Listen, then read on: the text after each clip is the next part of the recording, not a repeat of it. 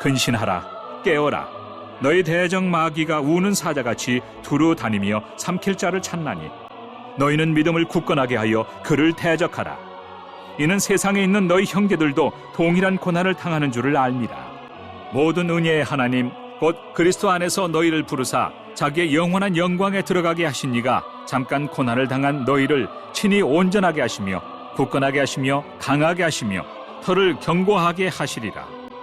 권능이 세세 무궁하도록 그에게 있을지어다. 아멘.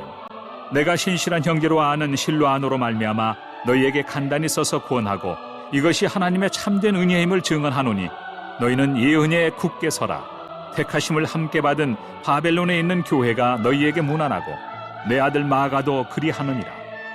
너희는 사랑의 입맞춤으로 서로 문안하라. 그리스도 안에 있는 너희 모든 이에게 평강이 있을지어다.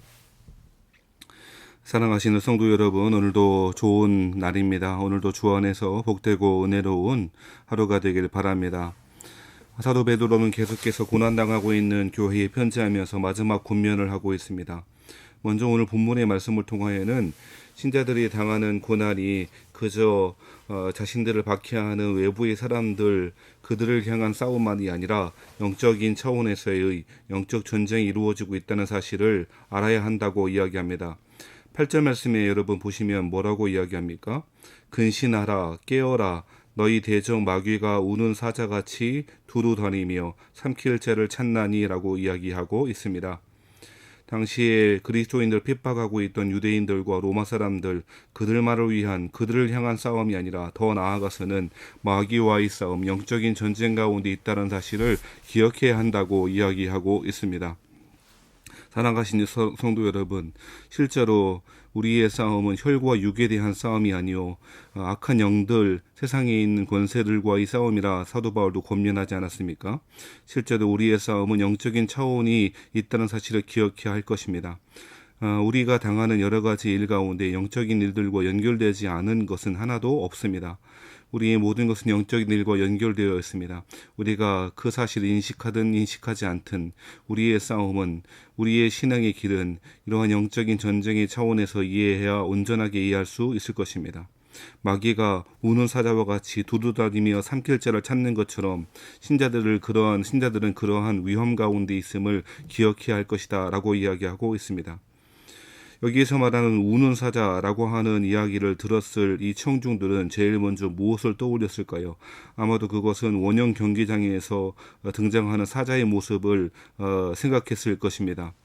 원형 경기장에서 그리스도인들을 죽이기 위해서 동원됐던 그 사자, 그래서 그 사자가 신자들을 아주 비참하게 죽음에 이끌어가고 있는 그러한 모습을 염두에 두고 있었을 것입니다. 마귀가 그렇게 한다는 것입니다. 마귀는 두루 다니며 하나님의 백성들을 그렇게 찢고 죽이며 그 은혜 가운데 떨어지도록 하고 있다는 사실을 알아야 한다는 것입니다.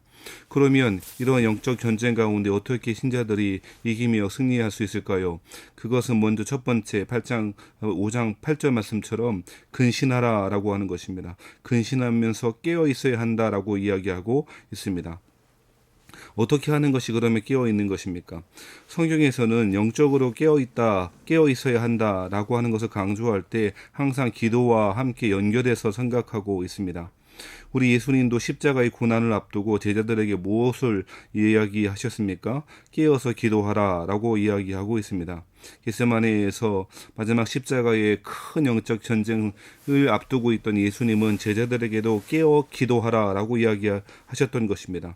사도 바울도 골로새서 말씀을 통하면 기도를 계속하고 기도에 감사함으로 깨어있으라 라고 이야기하고 있습니다. 또한 데살로니가전서 5장 17절 말씀에도 항상 기뻐하고 쉬지 말고 기도하라 라고도 이야기하고 있지요. 어떻게 하는 것이 근신하고 깨어있는 것입니까? 어떻게 마귀를 대적하는 것입니다. 깨어서 기도하는 것입니다. 우리의 정신이 술에 취하고 세상에 취한 것처럼 정신을 잃어버리고 그저 살아가는 것처럼 그냥 하루하루 버티며 그렇게 살아가는 것이 아니라 깨어 기도하며 근신하여 마귀를 대적하고 살아가는 것, 그것이 신자의 자세여야 할 것이다 라고 말합니다. 첫 번째는 깨어 기도하는 것입니다. 두 번째, 어떻게 하면 영적인 전쟁 가운데 이기며 승리할 수 있을 것입니까? 9절 말씀에 보면 두 번째로는 믿음을 굳건하게 하라 라고 이야기하고 있습니다. 우리의 신앙의 근원, 우리의 신앙의 출발이었던 하나님께서 주신 그 믿음 안에 굳건하게 되어지는 것이 영적 전쟁의 승리해야 하는 비결이라 라고 이야기하는 것입니다. 세 번째는 그를 대적하라 라고 이야기하고 있습니다. 전쟁이 일어나면 나는 전쟁이 싫다라고 해서 그 전쟁 가운데 휘말리지 않는 것이 아닙니다. 전쟁은 내가 원하든 원하지 않든 일어나는 것입니다. 그러므로 전쟁에서 이기는 방법은 대적하는 것입니다. 마귀는 피할 존재가 아니라 마귀는 대적해야 할 존재인 것입니다. 사랑하신 성도 여러분, 이 마귀를 대적하는 것, 싸워서 이기는 것, 성령의 검, 말씀의 검으로 이기는 것, 그것이 필요하다라고 이야기하고 있습니다. 마지막으로 이는 세상에 있는 너희 형제들도 동일한 고난을 당하는 줄을 알미라 라고 이야기하고 있습니다. 영적 전쟁에 이기기 위해서 마음에 두어야 할, 기억해야 될 또 한 가지 사실은 동일한 고난을 우리 형제들도 당하고 있다라고 하는 생각을 해야 된다는 것입니다. 고난 당할 때에 많은 경우의 신자들은 자신만이 그 고난을 당하고 있고 아무도 나를 도와줄 사람도 없고 아무도 우리 형제들도 자매들도 교회 식구들 모두가 나를 도와줄 수 없다라고 그렇게 생각하는 경향이 있습니다. 이것이 마귀가 하는 짓입니다.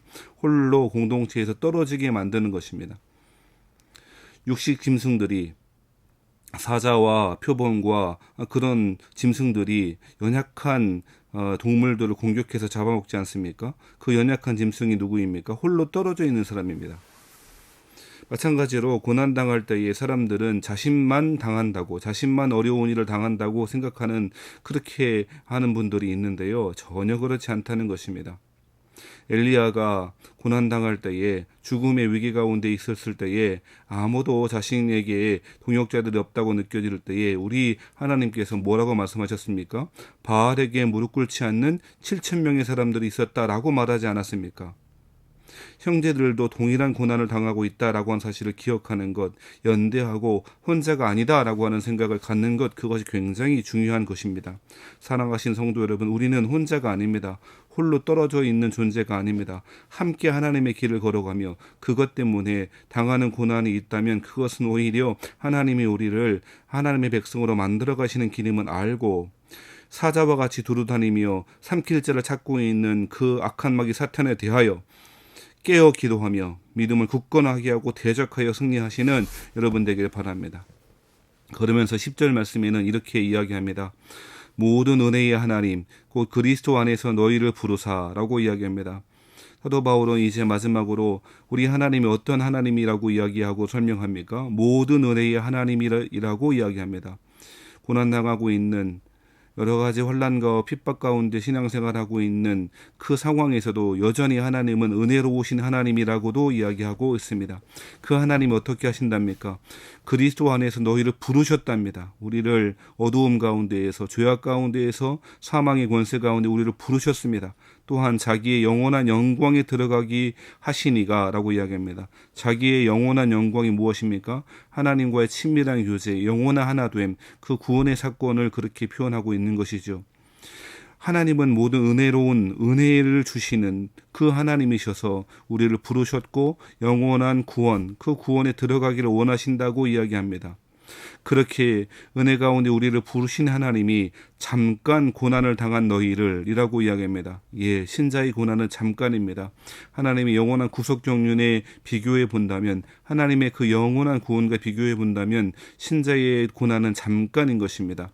그 잠깐 고난을 당한 너희를, 그 고난을 통하여 어떻게 말씀하십니까? 친히 온전하게 하신다 이야기하고 있고, 굳건하게 하시며 강하게 하시며 털을 견고하게 하실 것을 확신하고 있습니다. 고난받는 것이 구원의 조건이 아닙니다. 고난이 있어야 구원받는다는 이야기가 아닙니다.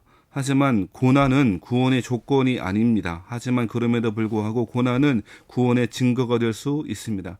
그리스도를 믿는 그 구원, 그 하나님의 복음의 말씀 때문에 당하는 고난이라면 오히려 그 사람이 참 구원받은 사람임을 보여줄 수 있다는 것입니다. 기억해야 할 것입니다. 또한 고난에는 이유가 아니라 목적이 있다라고도 여러 차례 말씀드렸습니다.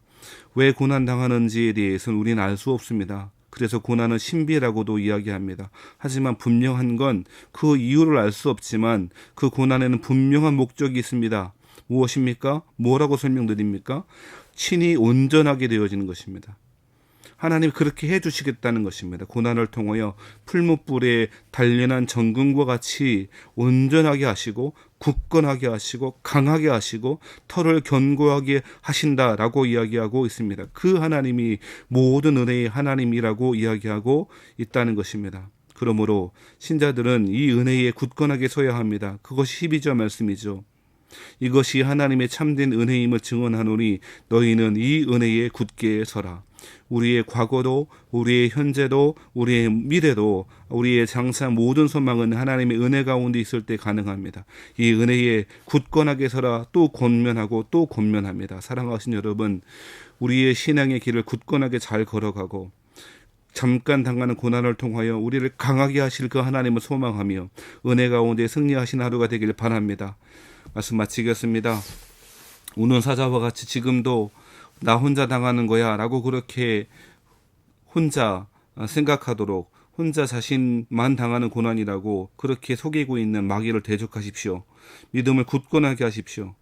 함께 신앙의 길을 걸어가십시다. 함께 보듬고 위로하고 격려하며 이 믿음의 길, 이 구원의 길, 영원한 소망의 길을 잘 걸어가시는 저와 여러분 되시기를 바랍니다.